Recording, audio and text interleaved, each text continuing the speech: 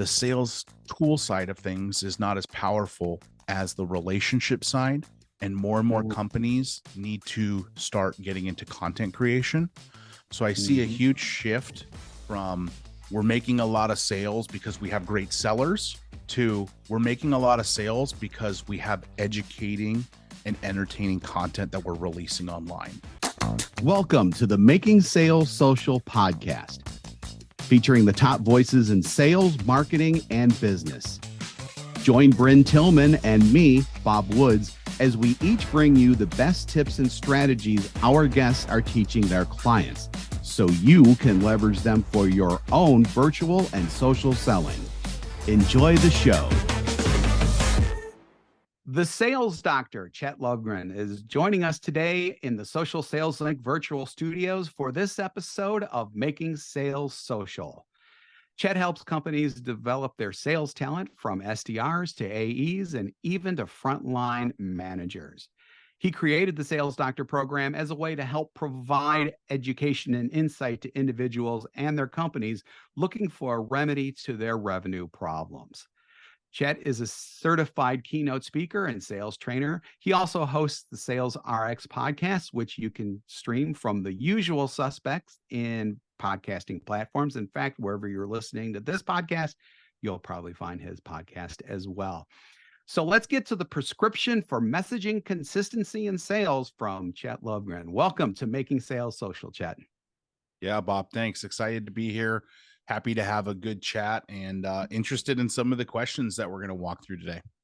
Sounds good. Sounds good. So let's get rolling like a barrel down a hill right into those questions. With the first one being, and this is a traditional one that we ask for everyone, so kind of hot seat, but probably not. What does making sales social mean to you?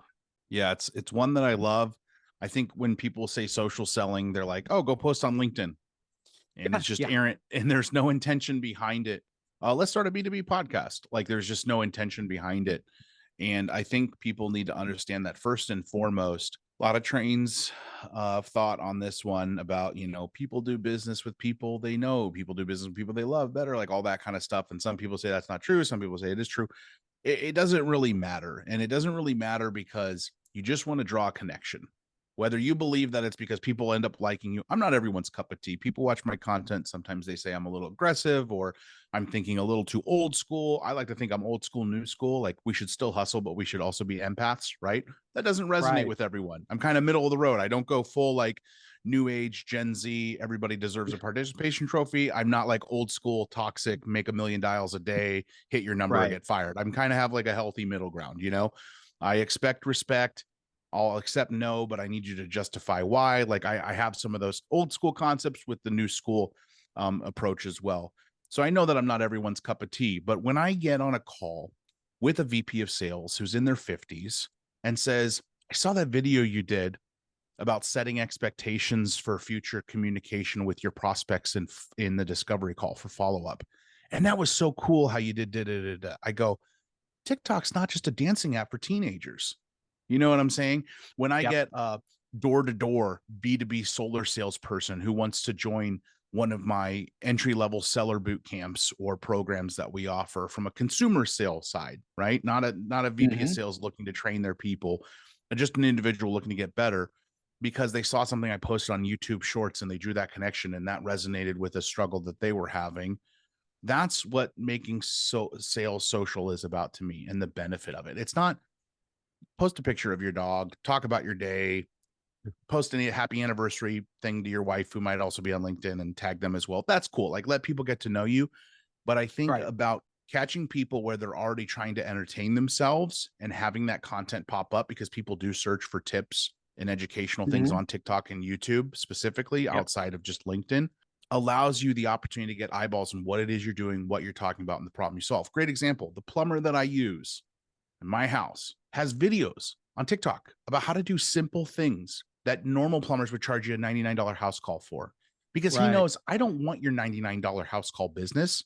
I want your $500 plumbing emergency on a Saturday night, which I've had to use him for a month ago when something happened in our dishwasher. And all of a sudden my wife's like, honey, like screaming while I'm in the other room doing something. And there's just flooding going on in our kitchen. I'm like, what do I do at Saturday at 8 p.m.? Oh, I'm going to call this guy. So Yep. I think of the same way. We talk about product-led growth. What about social-led growth? I'll give you the little tip that's going to help you increase your ARR by 3% this quarter, because I want you to be successful and then go, we need to increase our ARR by 10%. And then they call Yep. Chet. So that to me is the beauty of social media and how we can make selling social, is by not just creating a connection personally to people, but creating a connection to the actual things that they're selfish about. They want to get better at their job. They want to advance in their career, all those fun things. And social media allows us the platform to do that. Yeah, it's definitely about creating value and delivering that information in a way that promotes, and I'm putting promotes in air quotes, but I mean, people need to feel like that you're the expert in your field. How do you do that? You provide value. And if you're providing value on the little stuff, they should be able to feel like what you just said, this person can really help me when I'm in a bind, because they've already proven that they are the expert in their field to me. Mm-hmm. Yeah, totally agree. Absolutely. Absolutely. So, I mentioned that you help companies develop talent from SDRs to AEs and frontline managers, and you've kind of touched on this a little bit already, but can you go a little further into the challenges B2B salespeople face at different stages of their careers and how you address them? You've already talked a little bit about that beginning person who's going from door to door and doing the literal cold calling. If you could kind of segment that out a little bit more. Yeah. So I think my offering is kind of twofold. There's what I would call like a consumer side to it, where individuals want to join a certain program that fits with where they're at in their career, or they want one-on-one coaching. We all know that you make more money in B2B. So obviously my B2B offerings for companies and sales teams, and try and teach CSMs how to upsell better and have sales conversations, that's more fruitful. But I still like doing the individual side of things as well. We have some group coaching stuff. I have some personal one-on-one coaching. If people want to come out of the pocket for it, that charges strictly because of my time. But let's break it down for tech sales specifically. Say you're an SDR and you want to get to AE. How do you get there? It's not just about hitting your quota. I know a lot of SDRs who have gotten promoted, 132 that have run through my program, for example, who have been promoted in less than 12 months, and maybe only 20 of them actually hit 100% of quota month over month over month over month. Because most smart sales leaders know that the SDR job is virtually impossible with the quotas that are set. It is. Most SDR teams don't hit quota. It's not because of the economy. It's because the quotas are pretty unrealistic and the dollars needed to actually make sense are why we create those quotas, but most people don't hit them. They just don't.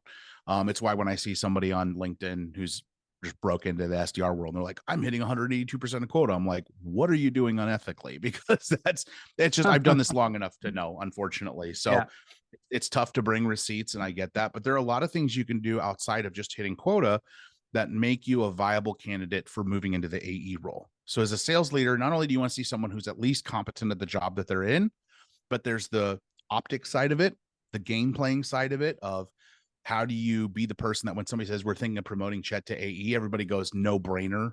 Even if he's only hitting 85% of his annual quota, that's the person that should take this junior AE job that we have. But also, how do you get some practice on the AE stuff that you're going to have to do? What is the difference between a qualification call and discovery call? And how can we at least get you thinking in that mindset and actually get you some opportunity to try that out? What is the difference between essentially pipeline management from targeting accounts to working with current opportunities? How does that differ? So when they walk into the program, they're certified through the Sales Doctor SDR-to-AE program to actually go, I have like baseline, like kind of like the tech sales boot camps that get them into SDR because they've gone through those. I have baseline understanding of what I'm going to need to do, some practice, some training. So you're getting somebody that's 30 to 40% accelerated than if you just promoted an SDR who didn't have that stuff. So it's threefold. One, how do we get you better at being an SDR? Two, how do we get you at understanding how to manage your promotion, optically play the game, all those fun things. Then three, how do we get you some tactical practice at being an AE and some understanding and foundational knowledge of that? Then they become an AE. Next step is AE acceleration. And then we have like personal growth and professional growth habit training programs that we have as well. So that's all on the individual side. The company side, it's typically twofold. There's short-term engagements, which is like, hey, I have a great strategy in place, but my SDRs and AEs and frontline managers aren't hitting on it. Great. Here we come. We can do a skill boot camp, work with you. Maybe it's a one-day workshop. Maybe it's an SKO in-person event type thing. Then there's longer term engagements where companies typically go, hey, we need that, but also I don't think my strategy and my for the execution is actually correct. And that's more of like what you think of traditional consulting, fractional leadership, possibly type Right. stuff. I always say at parties, I say consulting is a broad term, but essentially in my experience, companies that have a sales team are good at hiring people. They're not typically good at making those people great at the job, either because of a skill gap or because of a strategy gap that's hindering the execution. And that's what we essentially want to solve and try to develop that talent, because it's much cheaper to promote someone to AE or promote an AE to first-time manager than it is to go pay fair market value from someone outside the company who doesn't know your people, your product, your process, the problem you solve, all those things. Yeah. And I think that process that you discussed is important because, I mean, we know this being in the business, but I think a lot of people don't realize that an SDR is actually somewhat of a different skill set as an AE, and especially as a manager, because SDR, you qualify. AE is really about building the relationships, and then obviously manager is management. Yeah. Yeah, totally different skill sets. I always say, though, I'd like to see a frontline manager go try to sell like an AE, and I'd like to see an AE go try to set appointments like an SDR, because that's funny because you kind of graduate into those newer roles, but the farther back you go down, the harder stuff is. I love management because I love leading teams. I love building culture. I love all the fun stuff that comes with management, but being an AE was a lot easier than being a frontline manager and then being a department head. Being an SDR was a lot harder than being an AE, but yet the AE job, you know what I mean? So it's weird how those things like coincide. It's actually like I don't want to say lower on the totem pole, because I don't want to like say somebody's job is not worthwhile, but if it wasn't, then everybody would love just being an SDR forever, and they don't. So we can hypothetically say in that scenario, like the more responsibility or the more clout or the more benefit we get as we advance our career, to some extent, the easier it is to do the job and the harder it is for those people to go back and do that previous job. You know what I'm saying? Which is quite interesting. Absolutely. So let's start getting into a little bit of branding and brand message and things like that. So with the emphasis on building lasting relationships, and especially something that we talk about a lot here at Social Sales Link and in this podcast, the importance of making human connections in sales. How do you think sales reps can maintain their personal brand's message consistency while at the same time adapting to their prospects' preferences? And how does this consistency resonate with potential clients? So 75 plus companies I've worked with in 3 years, and I've never met one where sales and marketing weren't doing this. And for those that may be just listening, I'm smacking my two fists fully together. And so what do we do when we want to social sell? We say, reps, go social sell, go make LinkedIn posts about it. It's not reposting marketing's content on LinkedIn. It's not posting canned messages about your CEO releasing their book and now it's on Amazon. Here's my canned message we've been told to deliver. When we want to enable people to talk about our brand through their own personal brand on LinkedIn, marketing needs to do a better job of creating that message consistency. Because what happens? Marketing creates a lot of great messaging, value propositions, brand guidelines, all this stuff. Then sales goes, yeah, nobody's going to read that. Let's make it actionable. And then sales enablement is in the middle playing mom and dad, trying to pick up the pieces between the two. Well, marketing saying this is within brand and their guidelines. Sales is saying nobody's going to read that freaking 9-paragraph email. What do we do? Now we got to train people on how to do the sales job. So by creating more aligned metrics is the first one, by also putting guardrails in place and a process. And specifically, there are tools out there now that exist like Market Made AI that allow people the ability to collaborate in real time, to create consistent messaging, to create consistent guidelines and put those guardrails in place. So you don't have reps going, ChatGPT, write me a LinkedIn blog post about blah, blah, blah, blah. Then they get something that doesn't fit your brand, doesn't fit what marketing created. So there's, Chris Voss says there's no such thing as compromise, because that's a husband who wants to wear brown shoes. Wife wants him to wear blue shoes, and he walks out of the house with a brown and a blue shoe, and that never happens. What does he do? He typically walks out with whatever his wife wants him to have. So I think compromise is an interesting one when we evaluate, well, how does marketing let go of their love of their massive copy that they've created that's super on brand, very lengthy in content, and then sales going, yeah, but let's pick it apart, but also delivering something that's subpar that doesn't connect with our buyer? Because that's why outbound sales sucks right now, because sales is being told to write 50 word or less emails, because that's what a software company says increases engagement, when I know companies that are sending 200 word emails that are converting at a very high clip, because those companies are using a very, very tight knit, aligned version of their email copy that was worked on with the CMO, the head of product marketing, the sales enablement manager, and the director of sales development. Because the director of sales development wasn't given all the marketing material and then made it actionable, and then sales enablement had to actually put it in practice. They all three work together using collaborative methods to be able to go, we're okay with this. Hey, this has the right marketing jargon. It has the right value prop that we want to send to this buyer persona. Sales's feedback was appreciated and implemented in regards to, hey, let's not make it 500 words. Let's make it 200 words. Let's not add an interest. Let's not add a time-based CTA asking for time. Let's add an interest-based CTA, because interest is infinite. Time is limited. People are always have interest and curiosity.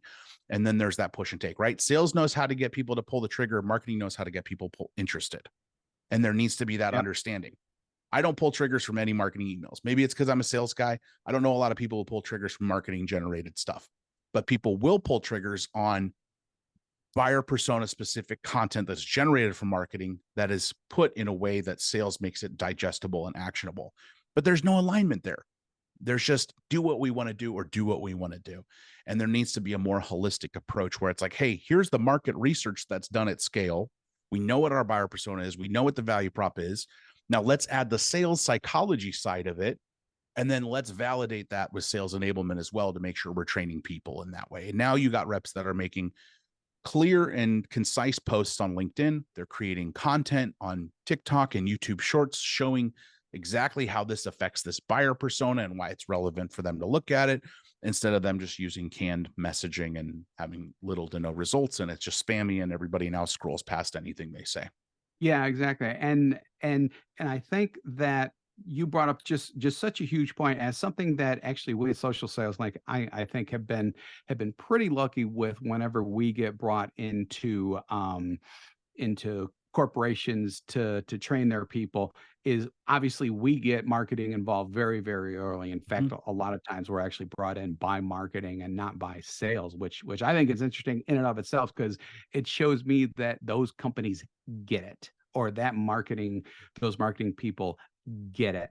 So I think that if marketing, and I think you could say this with most any B2B driven company, if they get the social component and they understand that you need to give like actionable guidelines that salespeople can use, and yet be able to put it into their own voice, yet have those guidelines for what it is they need to say, that there's so much more, not only is there so much more success, but there's so much more buy-in from the salespeople in doing it in the first place. Would you agree with that?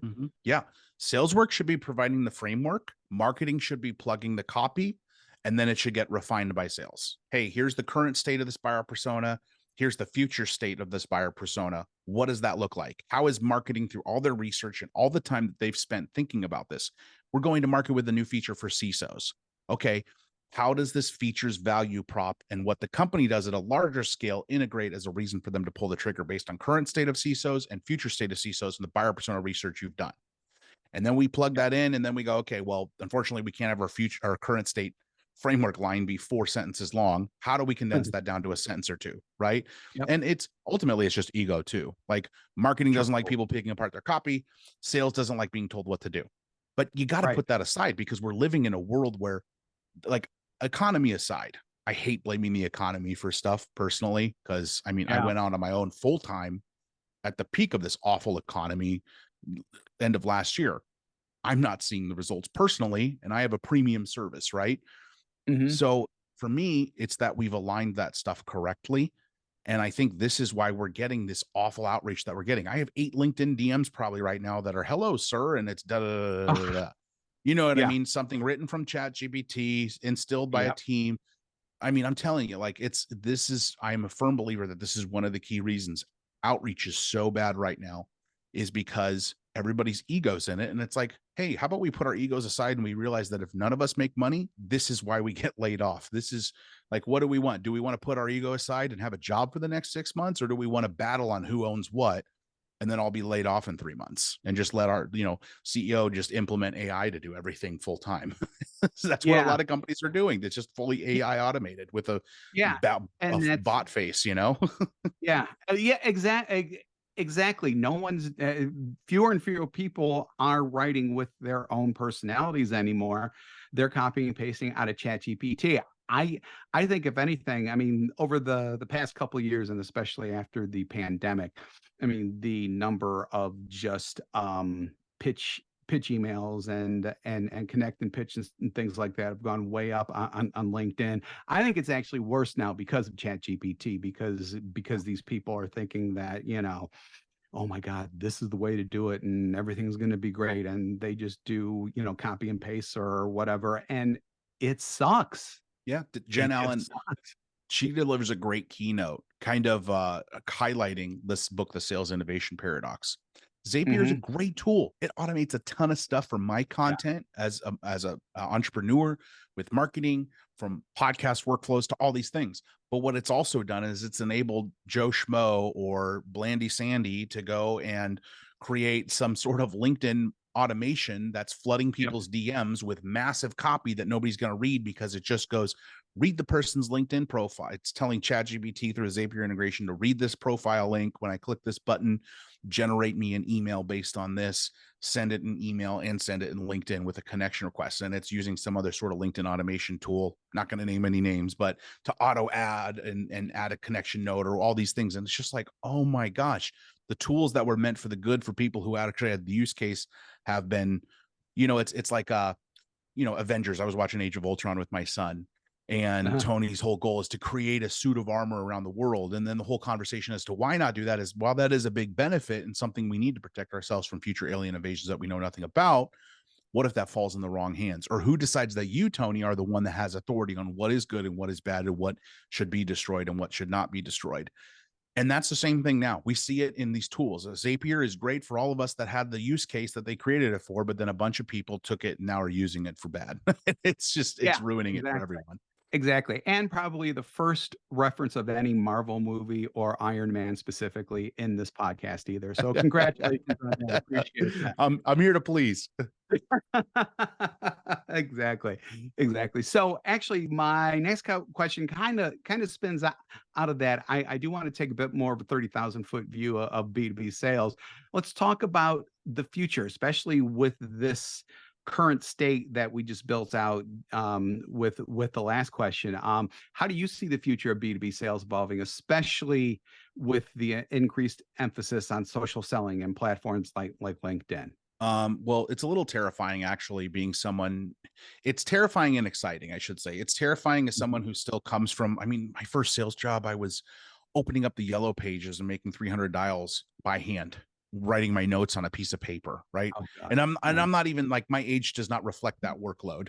You know what I'm saying? Like, we're talking, I was in college making cold calls for a commercial insurance agent, and it was, hey, you get paid $100 a day if you either book me 5 appointments or make 300 dials. You have to hit one or the other. So it was like, mad crazy. Now I look at everything that we have and I'm like, wow, this is amazing. But I also realize that the sales tool side of things is not as powerful as the relationship side. And more companies need to start getting into content creation.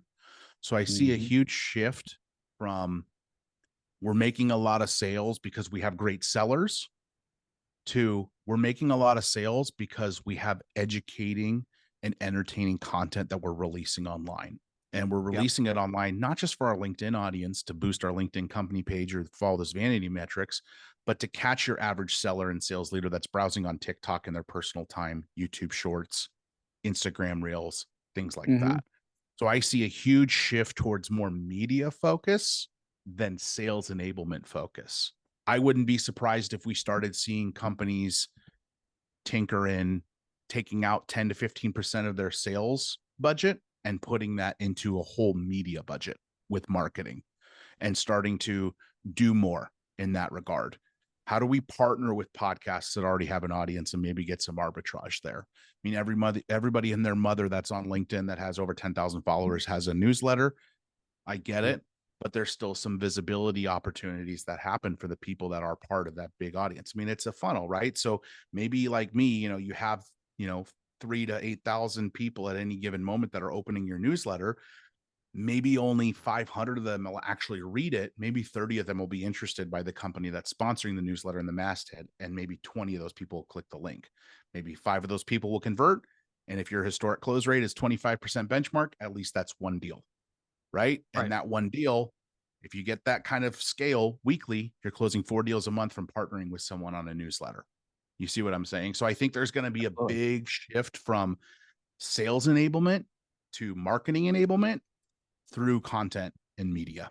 That's fascinating. That's really fascinating. And yet I can most definitely see that. I mean, as everybody is becoming more and more media savvy all the time, because quite frankly, we're just being forced into it because it's the way that the world is nowadays. And I mean, being in front of that, I think is really important. And thankfully for people like me, social ain't going away. And while we concentrate on LinkedIn, we do recommend, especially Instagram. We have more than dipped our toe into TikTok as well. And no, we don't dance on TikTok. But just being being there when the opportunity presents itself. And this is where the algorithms on those places work out, because hopefully your stuff is servicing with the people who have shown interest in this. And hopefully you'll appear to them at the right time with a good piece of quality information, and they'll want to check you out more. And it opens a whole new revenue stream. And I myself think about this. I have my podcasts, I have some entertainment content, I have all the stuff I post to TikTok. What if I could 10x that? What if I had the funds to 10x that? And I almost have like a sales show, like a comedy sales show, kind of like what Corporate Bro did, but maybe like a web series, like a 10-minute web series that I do. And we release episodes every week and we have different seasons. Not only do we have that, but then we have like Kill Tony, the podcast where comedians get pulled out of a bucket and they go up, do 60 seconds of comedy, and then the panel roasts them and judges them, and it's really funny and hectic and crazy. Not a PC show, so don't use that as a judge of my character. It's just a show. It's a show I know of that has a format. What if we did that for cold calling, where we get cold callers to come up, whether it's virtual or in person? We do a podcast where like there's so many different types of like entertainment, but also educating media that you could produce. What if then you became a company that also, in addition to what it does for your B2B sales for whatever you're trying to accomplish, you're charging people a $10 a month subscription to your entertainment service, that they can stream these episodes, stream this content, stream the podcast. Now you have a whole consumer side of things. Like if in the next year, Lavender does not take all the content that they're doing and keep creating it at scale, and then basically charge people $9.99 a month to watch Lavenderland's streaming service and all their content, their shows, their episodes and everything, I would be surprised. Think about the revenue that could generate if you have, 10,000 people that buy that streaming service. And now you're the Netflix for B2B sales and marketing, right? Like it's a wild concept, but we're starting to see things like that with companies that are producing weekly LinkedIn lives, and then they have like a sales interview series, and then they're going to events and doing pranks even, and all these other things. People like that too. Like sales and marketers love. Why did Silicon Valley, why was it such a great show? Because there are a bunch of people that work in tech that are like, this is what it's like working at a startup. It's amazing. I mean, The Office, one of the greatest TV shows in the world, was basically following office life. You know what I'm saying? So it's like there is a need for it. There's an opportunity for it. I think more companies are going to move towards it because we like sales content. It used to be cheeky to make a sales show 5 years ago. People were like, oh, we don't want to watch a show about sales. We do that every day. Now people like that because they feel like that's me. You know what I'm saying? They love it. They buy into it. So I think there's going to be a huge, huge push towards more sales media. Yeah, that's an idea that I haven't thought of, but now that I'm thinking about it after your prompting there, that's socialsaleslinktv.com. There you go. It's funny because there was a time when I was working on something for TikTok specifically, and I dropped it, and now I think I may bring it back, but I want to do something like Law and Order social selling unit. There you go. Yeah. And come up with like failed sales outreach things and then show how social selling is better, or something like that. It Yeah. was in the beginning stages, as you could probably tell, but I mean, come up with that hook where the couple comes up on the dead body, except instead of that, it is someone opening up their LinkedIn and seeing an awful pitch or something like that, and taking it from there. But I mean, I could see, and obviously that's just one little idea, but all of these different ways to do edutainment, which is what we did another podcast on recently, edutainment to really promote what you're doing and to educate people as well, so that again, you'll be seen as a funny expert, but you'll be seen as an expert nonetheless. Yeah. I mean, in my SDR-to-AE program, you can listen to my sales podcast for free, or my founders podcast if you want. I have free content. But part of what you get in the program, aside from the training and the group coaching and all that other stuff, is you get access to content that we don't publish on TikTok that is entertaining. You also, like, behind the scenes stuff that maybe sales leaders don't want to say about how to actually get promoted to AE, that they don't want to say publicly online because it's about playing the game. But they'll say to a private audience. You get access to also a podcast, a video podcast that is bite-sized content, 5 to 10 minute episodes it's 2 days a week. So every 3 days, just about. So that's part of the paid content monthly that you're getting, though. So there's a version of that we already have. Now, I would love to have like my own streaming platform, but there you go. $4.99 a month with ads, $12.99 without ads. And then you can sell sponsorships to other channel partners. You know what I mean? Hey, we integrate to the sales engagement platform. They can pay us $5,000 a month to run ads on this version of our edutainment platform, that we have, that we supplement. I really do think that media, and I'm already seeing a lot of people. I'm in Los Angeles, so I'm seeing a lot of people that work in the entertainment industry and the media industry move into marketing teams at B2B companies, because they're like trying to scale up those efforts and figure out, okay, how does Viacom do it? Right. Yeah. Yeah, exactly. So I think we're gonna go ahead and wrap up, but we always end with my traditional question, and that's everybody loves those one thing you can do right now takeaways. So what's the one thing that we all as salespeople can do right now to ensure consistent messaging, genuine messaging? I mean, however you want to take that, but I mean, if you had like one piece of advice that someone could like just go out immediately and just jump all over, what would that be? So sales leaders should be doing this, but sometimes we know that reps work at companies where their sales leaders already have enough on their plate, or this is just not something that they're going to do. It's like when you talk to a sales rep and you're like, well, what's your sales engagement platform? Like, we just work out of our CRM. And you're like, what? How do you even do that if you're doing outbound sales? Blows your mind, right? But sales leaders, you should be doing this. If not, then sales reps, you should be doing this. But if you're trying to figure out, how do I create consistent brand messaging? How do I create consistent message resonance with my buyer personas? Go talk to 5 CS people. Go listen to 5 QBR calls. Go to marketing and talk to 5 people in marketing, or have 5 conversations with marketing if it's a 1 or 2 person department, if you're in like a startup. See what marketing is saying about what they think your buyer persona is. See what the real world scenario as it pertains to your product or services from CSMs. Marry the two, eat the fish, spit out the bones. That's your perfect world. I think not enough people do that. Salespeople start and they talk to other salespeople about how to be the best. Do you think if I'm a competitive colleague who's either an AE or an SDR, I'm going to tell you my secret sauce? Heck no. We wish those were all the people, but Simon Sinek has a great talk about this. High performer, high trust. You can find that person by going into any team and asking who's the a-hole, right? And that person's not going to share their secrets of success with you. So in order to get that, it baffles me that not enough salespeople and sales leaders go get input from the people that are working on the other 2 sides of the spectrum, or the person that they're trying to tell a before and after bridge story framework. When we talk about storytelling in sales, you're talking about current state versus desired future state. CS works with desired future state.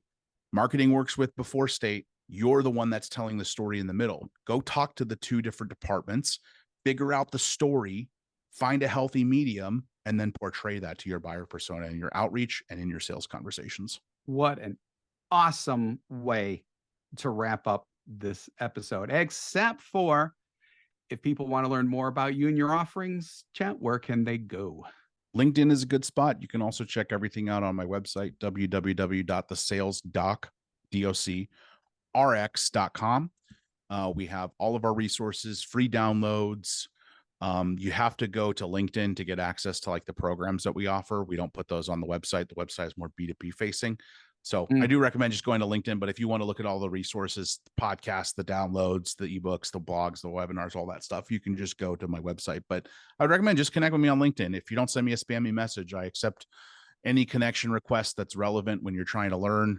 There's a reason I don't have a huge following, because I do say no to a lot of them. But if it's relevant, you said, hey, I listened to you on, Social Sales Link, want to connect with you, send me a message. I respond to most DMs if they're relevant. Sounds great. And also a great message about just leaving the spam alone too. That's what everybody should do. So with that, Sales Dr. Chet Lovegren, thanks for joining us and giving us the prescription for sales messaging. And thank you for streaming this episode of Making Sales Social. So remember, when you're out and about this week, be sure to make your sales social. Thanks for watching, and join us again for more special guest instructors bringing you marketing, sales training, and social selling strategies that will set you apart. Hit the subscribe button below to get the latest episodes from the Making Sales Social podcast. Give this video a thumbs up and comment down below on what you want to hear from us next. You can also listen to us on Apple Podcasts, Spotify, and Google Play. Visit our website, socialsaleslink.com, for more information.